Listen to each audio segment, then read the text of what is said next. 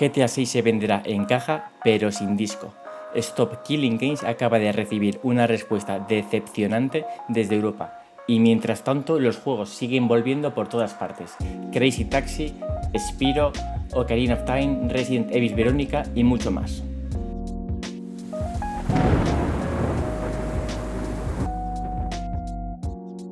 Antes de empezar el vídeo quiero dar ánimo a todos los venezolanos por la puta mierda que estáis pasando. Espero que tanto vosotros como vuestros seres queridos estéis bien.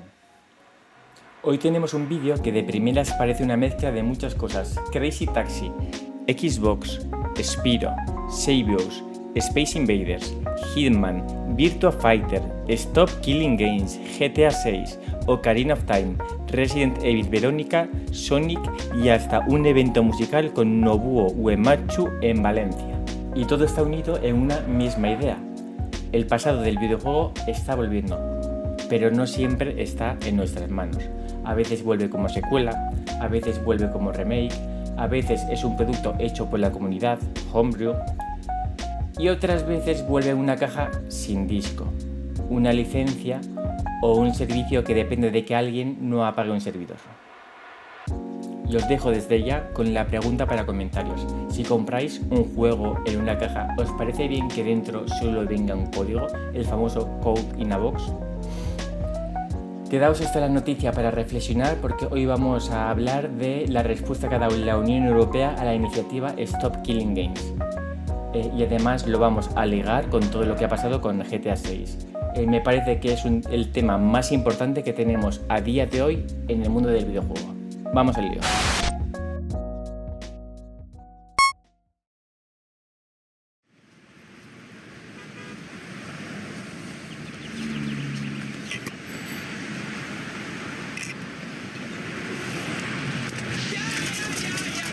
Comenzamos con Crazy Taxi World Tour, una nueva entrega dirigida por Kenji Kanno, creador del juego original. Esta vez tendremos una campaña alrededor del mundo, nuevos mapas, vehículos, personalización, un modo arcade que intenta conservar la esencia clásica y por primera vez en la saga, multijugador. Y aquí tengo que reivindicar Crazy Taxi, porque creo que con el tiempo se ha subestimado muchísimo. Se suele recordar como ese juego alocado en el que llevabas clientes de un sitio a otro. Pero precisamente ahí estaba su grandeza, hacía exactamente lo que tenía que hacer, divertir de inmediato. Su aparente sencillez nunca fue una carencia, era su mayor virtud. No necesitaba 20 horas para arrancar, un árbol de habilidades ni 100 cinemáticas. En pocos segundos ya estabas esquivando coches, buscando atajos, enlazando maniobras y persiguiendo una puntuación mejor. Y luego estaba la música, The Offspring, Bad Religion, ese tono punk acelerado. No eran un adorno, formaban parte de la identidad del juego. Que el tráiler de World Tour recupere All I Want es la hostia.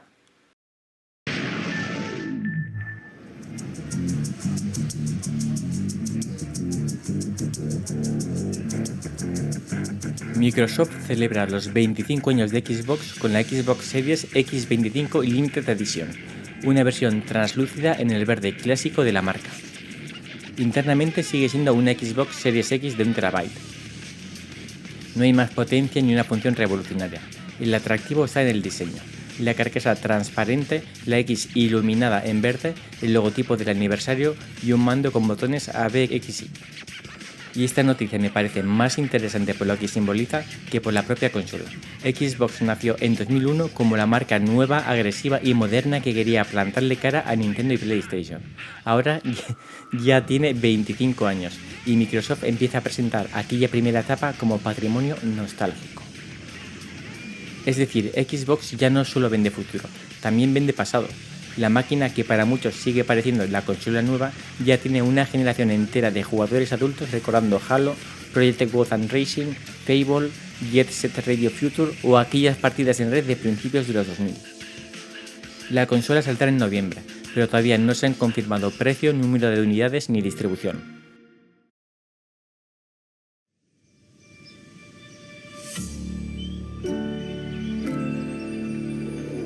Spyro está de vuelta, pero esta vez no hablamos de otro remake. Spyro A Realm Beyond será su primera aventura completamente original desde 2008. Toys for Bob, ahora de nuevo como estudio independiente, está construyendo una continuación del espíritu de la trilogía clásica.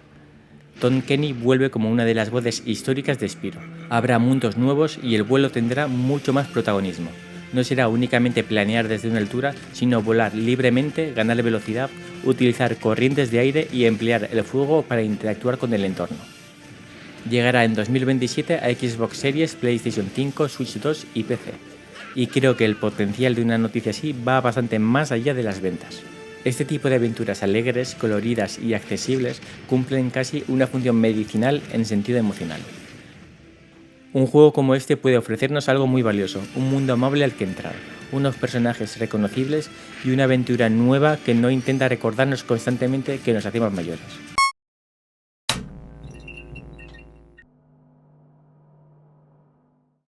Vamos ahora con el bloque de noticias rápidas. 3 de ellas son de proyectos Homebrew. Xevious ha recibido una conversión fiel para Mega Drive Genesis gracias a Shiru VH. El port traslada el arcade de Namco mediante una recreación muy pegada al código original, manteniendo la IA de los enemigos y el doble sistema de disparo. Los productos Homebrew no solo son una curiosidad, es una parte pequeña pero crucial de un ecosistema sano. Demuestra que todavía hay gente creando por pasión, completando ausencias históricas y recordándonos que el videojuego no tiene por qué depender siempre de una cuenta de resultados trimestral. Para los que estabais siguiendo este proyecto, después de 10 años, CryEngine ha detenido voluntariamente su remake de Ocarina of Time en Unreal Engine, tras el anuncio de la versión oficial de Nintendo. No os preocupéis que no ha habido una reclamación legal, sino que el creador considera que su proyecto ya cumplió su propósito. Space Invaders Co-op Edition añade cooperativo local para 2 jugadores al clásico de 1978 en ZX Spectrum, junto a mejoras visuales, nuevos sonidos y marcadores ampliados. Parece una modificación pequeña, pero resume muy bien la creatividad Homebrew. No sustituye al original, sino que plantea qué habría ocurrido si entonces hubiésemos podido defender la Tierra junto a un amigo. Personalmente me parece la hostia. No hace mucho estuve viciado y me saqué todos los logros de Retro Achievements. La verdad es que es un juego increíblemente divertido.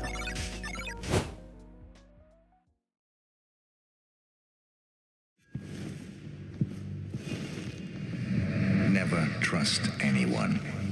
Hitman Codename 47, Silent Assassin y Contracts regresarán en Hitman Classic Theory Remaster.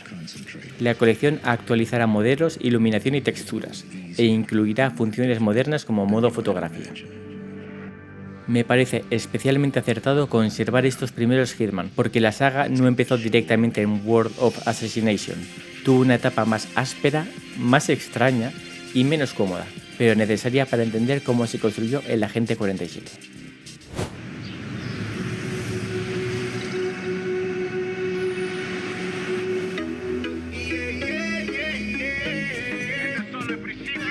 Virtua Fighter Crossroads llegará en 2027 con 2 filosofías de combate. El modo estándar conservará la victoria por vida o Ring Out,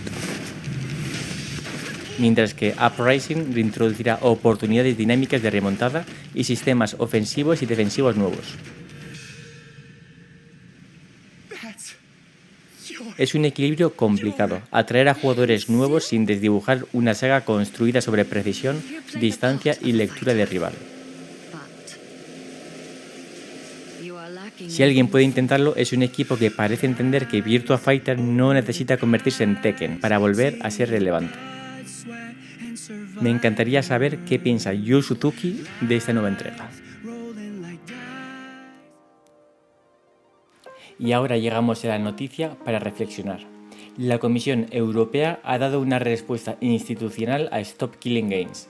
La iniciativa pedía que los editores que venden o licencian videojuegos en la Unión Europea dejen esos juegos en un estado razonablemente funcional cuando terminen su soporte, sin exigir que sigan manteniendo servidores o recursos para siempre.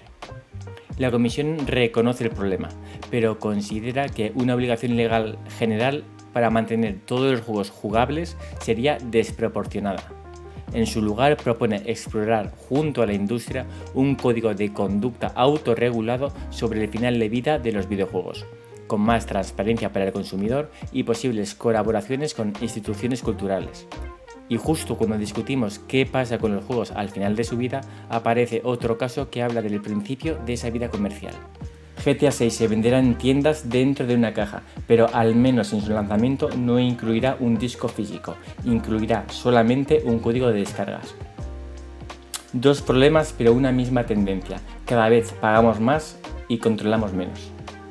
No era razonable pensar que una iniciativa de este tipo, al menos así de primeras, iba a tener un éxito muy grande para los consumidores, ¿vale? Porque los lobbies tienen mucho poder y en este caso la industria del videojuego pues tienen pillado por ahí abajo a los poderes públicos. Pero realmente la respuesta de la Comisión Europea ha sido realmente decepcionante. Los consumidores no somos tontos, sabemos de los costes que tiene lo que estamos pidiendo. Los juegos tienen licencias externas, tienen datos personales, infraestructura, costes de servidor. Muchos de los juegos necesitan de una cantidad alta de jugadores simultáneos para ser viablemente económicos y somos conscientes de ello, ¿vale? Pero realmente ese no es el corazón de la propuesta. El corazón de la propuesta, a donde realmente el alma de Stop Killing Games va, es que queremos que el uso de los videojuegos tenga un fin de uso razonable, es decir, llevándolo al máximo, que a lo que se pueda jugar un día, de repente al día siguiente se apague un servidor o lo que sea y se deje de poder jugar, ¿vale? Estamos en contra de ello porque realmente si hemos pagado por un producto, nadie debería tener el poder de que dejemos de poder jugar a ese producto, ¿vale? Y sabemos que esto es un caso extremo, pero es un caso extremo que ha existido y que seguirá existiendo siempre, ¿vale?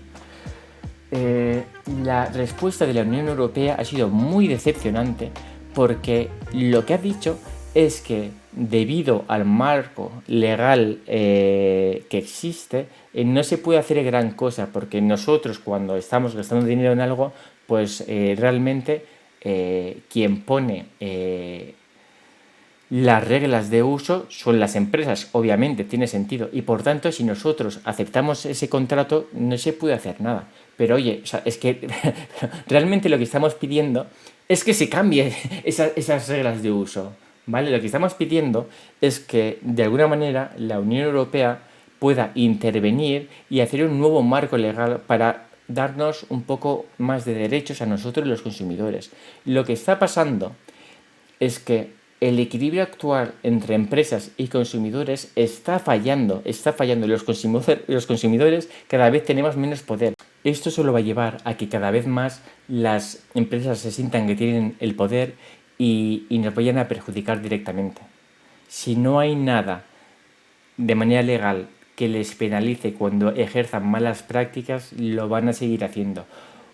Como propone la Comisión Europea, un código de buenas prácticas elaborado entre consumidores y las empresas no va a servir para nada, porque las empresas que no han querido seguir las buenas prácticas y en general el sentido común a la hora de publicar y desplegar videojuegos a los consumidores, lo van a seguir sin hacer. Y aquí es donde entra GTA 6. No mezclemos problemas. Que Rockstar decida vender una caja sin disco no es lo mismo que apagar un videojuego, pero el denominador común es el mismo, es la pérdida de poder del comprador, ¿vale? Porque aquí lo que está pasando con GTA 6 es que la empresa más potente en la industria de los videojuegos actualmente ha decidido vender un juego por 80 euros, que no es la edición completa, porque la edición completa con todo el contenido sabemos que es la de 100 euros, ha decidido vender por 100 euros un juego que no tiene un disco físico. Ha decidido vender como formato físico un code in a box, ¿vale? Que la empresa más potente haya decidido hacerlo así es porque obviamente ella a sí misma se ve como una especie de diosa dentro de la industria. Y esto va a tener consecuencias fatales para el consumidor. Si la empresa que tiene más recursos de la industria hace esto, ¿qué van a hacer todas las demás? se van a sentir que pueden hacer todo lo que quieran. Y aquí, otra vez, vamos a ser realistas, que Rockstar puede comercializar su producto como le salga de las pelotas. Quiero decir, obviamente, ¿vale? O sea, obviamente, pero lo que no podemos dejar es que simplemente porque ellos tienen el poder, porque ellos tienen los servidores, ellos tienen la gestión de las juntas, etc., como tienen ese poder, lo ejerzan contra nosotros. Porque una vez que consumamos este code in a box, lo que pasa es que ya ese juego ya no es nuestro. No podemos ni revenderlo, ni podemos gestionarlo de una manera autónoma. Has comprado una caja que se comporta como producto físico en la estantería, pero como producto digital en tus derechos reales. No necesitamos instituciones que nos expliquen, que nos describan cómo es el marco legal. Queremos instituciones que se atrevan a examinarlo y si hace falta a cambiarlo. Porque seamos realistas, el futuro económico que nos viene no solo a Europa sino al mundo, digamos que no es de lo más halagüeño posible. Y si no somos capaces de defender, en este caso, los derechos de los consumidores, nos va a arrasar a nosotros, y lo que no se dan cuenta en la industria de los videojuegos, también les va a arrastrar a ellas. Si los videojugadores no sienten que son protegidos, vamos a dejar de comprar videojuegos modernos. De hecho, ya lo estamos haciendo.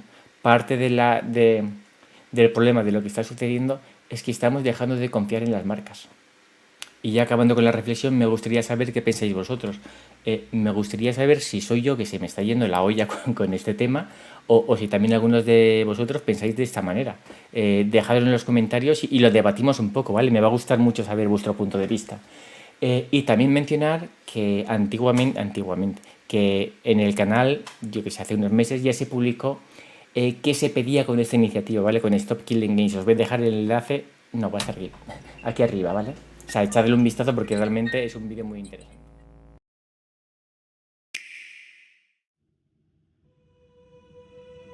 Long ago, there was a land called Hyrule, created by beings of supreme divinity. Y después de hablar de propiedad, preservación y control, volvemos al terreno de los remakes, pero no cualquier remake. Nintendo ha anunciado un nuevo remake de Ocarina of Time para Switch 2. Y no quiero limitarme a decir que tendrá gráficos nuevos porque todavía desconocemos gran parte de sus cambios. Me interesa mucho más lo que representa.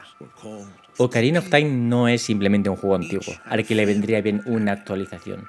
Es uno de esos títulos que ayudaron a construir el lenguaje de la aventura tridimensional y que millones de personas recuerdan casi como un lugar en el que vivieron. Además, ya tuvo un remake excelente en Nintendo 3DS. Por eso, esta nueva versión tiene que justificar algo más que una subida de resolución. Cada generación reconstruye sus mitos de acuerdo con sus propios valores.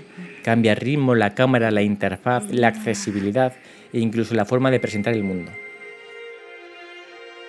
El peligro está en que, al intentar modernizarlo todo, se pierda el silencio, el misterio, la soledad de Hyrule o esa sensación de estar descubriendo reglas que nadie te explicaba. Nintendo no está rehaciendo solo un producto, está reinterpretando una parte de nuestra memoria.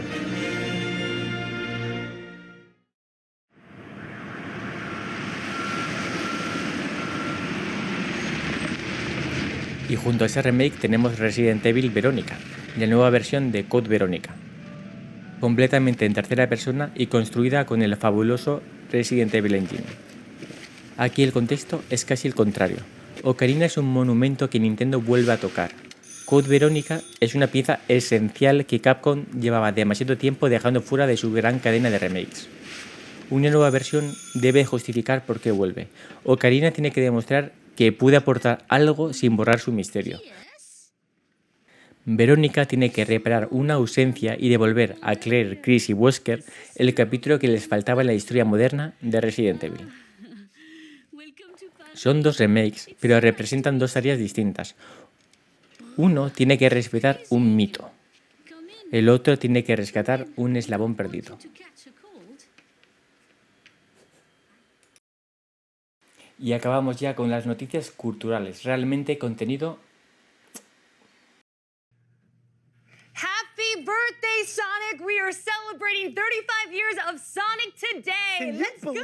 Sonic cumple 35 años, y seas o no su mayor fan, creo que es algo que merece celebrarse. Sonic nació en 1991, con una misión comercial muy evidente: competir con Mario y darle a Sega una identidad propia. Pero sobrevivió a la consola que lo vio nacer, a la salida de Sega del mercado del hardware, a cambios radicales de diseños, a juegos extraordinarios, a otros muy cuestionados, a series de televisión, cómics, conciertos y películas. Hi everyone, this is Takashi Iizuka. Takashi Iizuka ha contado que lleva trabajando con Sonic más tiempo del que lleva con sus propios hijos y que ya lo siente casi como parte de la familia. For 35 years adventure together. Esa frase resume muy bien lo que representa un personaje que ha acompañado a varias generaciones. What? What are the plates for? Well, En este punto de la noticia me gustaría recomendaros que si tenéis un poquito de tiempo os metáis en el canal de YouTube de Sonic y veáis el streaming. Tiene algunos tramos de emisión un poco bizarros.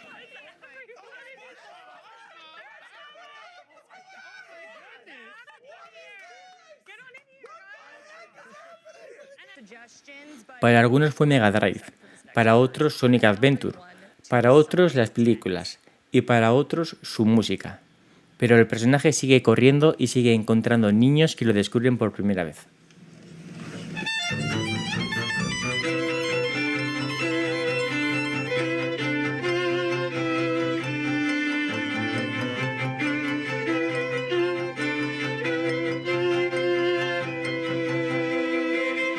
...35 años después, Sonic ya no pertenece únicamente a Sega. También pertenece a las habitaciones, tardes y recuerdos de millones de jugadores. Por eso decía al principio que seas o no su mayor fan, hay que celebrar este aniversario como se merece.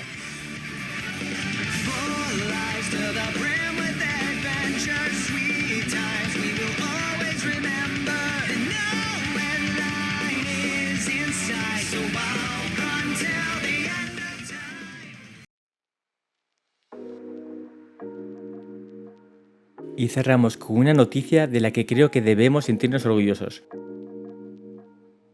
El Roig Arena de Valencia acogerá el Japan Sound Quest el próximo 18 de diciembre.